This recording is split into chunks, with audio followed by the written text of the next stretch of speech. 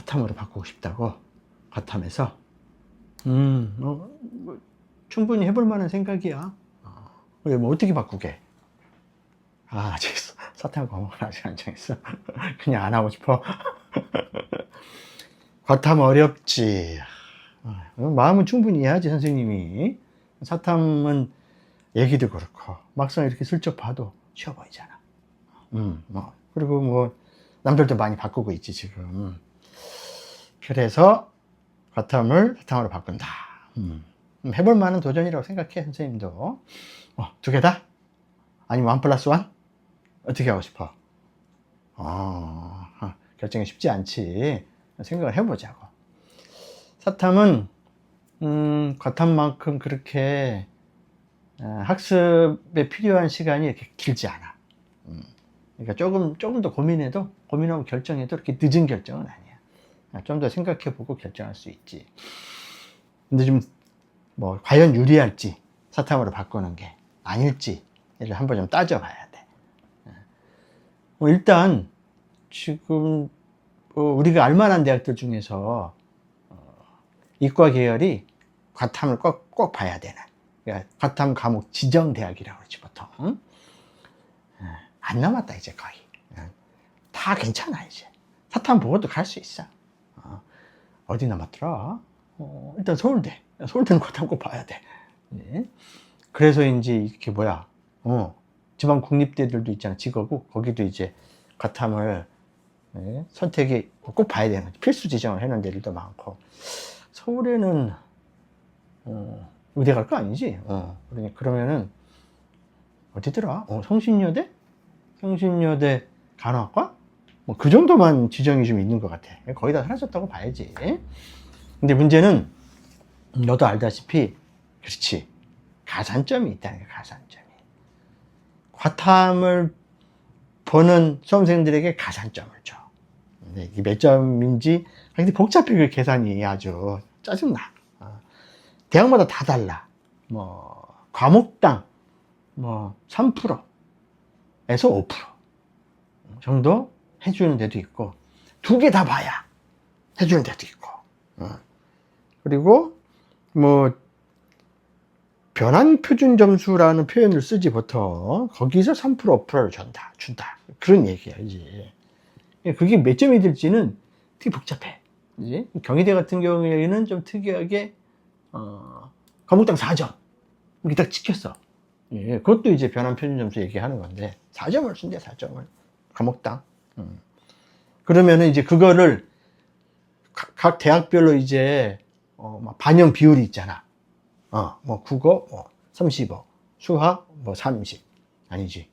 이과니까 35. 그 다음에 영어는 그렇고, 이쪽이 또 35, 35면 몇 편? 30. 이렇게.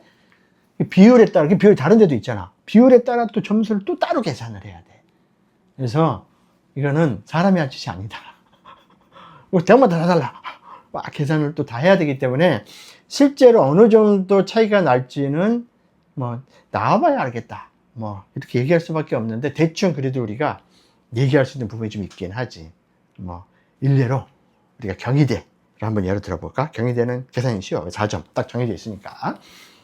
그러니까 경희대가 100분위가 100이면, 그러니까 자기네들 점수로 70점을 줘. 변환 표준 점수지? 70점. 사탐이든 과탐이든 100분위가 100. 이제 1등이지? 70점을 줘. 1등은 아니지. 100%면. 아무튼 70점. 99%다. 100분위가. 그러면 얼마야? 69.08이야. 이제 이렇게 점수를 줘. 근데 여기서 막 이제 점수가 변하지. 만점도 바뀌고 막 이래가지고 환산 점수로 따지면은 100분이 100이면 내가 사회로 다 100분이 100을 다 맞았어. 이과를 지원했는데. 그러면 168점이야. 두 과목 다 합쳐서. 1+1이야. 172.8이야. 그리고 두 과목 다. 과탐이야. 그러면 177.60이야. 9.60 차이가 나. 근데 이게 얼마나 큰 점수 차이인지 감이 잘 안 오잖아. 그리고 과탐이 100분이 100인데, 딴 거를 더럽게 못 보지 않은 이상 적당히 봤으면 경희대는 오겠냐? 아니겠지. 더 좋은 데 쓰지 않겠어? 뭐 쓸 수도 있지. 뭐 특별히 경희대를 사랑하면은. 그러니까 계산이 되게 복잡해. 근데 대충 우리가 사회 두 과목을 봐가지고 1컷이다 아니지. 사회 두 과목, 과탐으로 얘기하는 게 좋겠다. 과탐 두 과목을 봤다 쳐. 같이 볼까 이게? 과탐 두 과목을 보면은, 그래서 내가 91%야. 두 과목 다. 100분위가 91%, 91%. 그러면은 경희대의 환산 점수로 따지면은 탐구에서 163.63. 복잡하다. 이렇게 나온대. 근데 내가 1 플러스 1이야. 하나는 사탐으로 바꿨어. 그러면은 환산 점수가 얼마가 나와야 되냐면은 163점, 대충 비슷하게 나와야 되잖아. 그게 되려면은 100분위가 사탐이든 과탐이든 다 몇이야? 95%야 돼. 95%. 쟤는 91%인데 너는 95%를 맞아야 돼. 1 플러스 1이면. 둘 다. 네. 그리고 사탐으로 두 개 다 봤어. 그러면 98%를 맞아야 돼. 100분위로. 1등급인데 뭐 무슨 사탐 문제 뭐 거의 의미가 없지. 50점 만점 1등급인 경우가 많으니까. 그거 맞으면 아마 98% 재수 좀 나올 거야. 탐구도 뭐 지우과학인가 남은 게 그것도 98%. 1등급인데 바닥은 아닌 거지. 턱걸이 1등급은 아니야. 중간 레벨의 1등급 정도를 받아야 되는 거지. 그걸 받아야 뭐 과탐 91%, 이제 두 개 다, 두 과목 다 91%, 90%. 2등급인데 밑으로 한 자리 더 깐 2등급이지. 8, 9까지 2등급이니까 그 정도 받아야 이제 받은 애들이랑 똑같아지는 거야. 그거 생각을 해야지. 그러니까. 이게 상위권으로 가면 갈수록 과탐에 대한 가산점 문제 때문에 사탐을 선택하기가 쉽지 않아.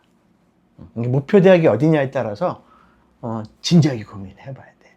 근데 이제 서울에서도 이제 중하위권으로 가면은 뭐 과탐을 다 막 1등급 맞거나 아니면 둘 다 2등급 맞거나 이러기 쉽지 않잖아. 그치? 높은 점수로 과탐을 맞기가 만만치 않단 말이야. 그런 애들은 이제 상위권을 가겠지. 보통 웬만하면 잘하는 애들은 다 잘하잖아. 그렇지? 그러니까 내 목표가 만약에 최상위권이나 상위권이 아니야. 이제 중상위권이나 뭐 그 밑에 서울 인서울이지만 그 정도 레벨이다. 그러면은 이제 사탐을 해서 과탐 받는 애들보다 보통 뭐 과탐이 중상위권 정도 되면만 2.5 정도가 온다고 치면은 너는 그보다 하나 한 등급도 높아야 돼. 그렇지? 1.5 정도를 맞으면 얼추 비슷해지는 거지. 얼추. 물론 이제 대학마다 다 계산 방법이 다르고 막 복잡하기 때문에 퍼센테이지도 다르기 때문에 그때 가서 따져봐야 돼.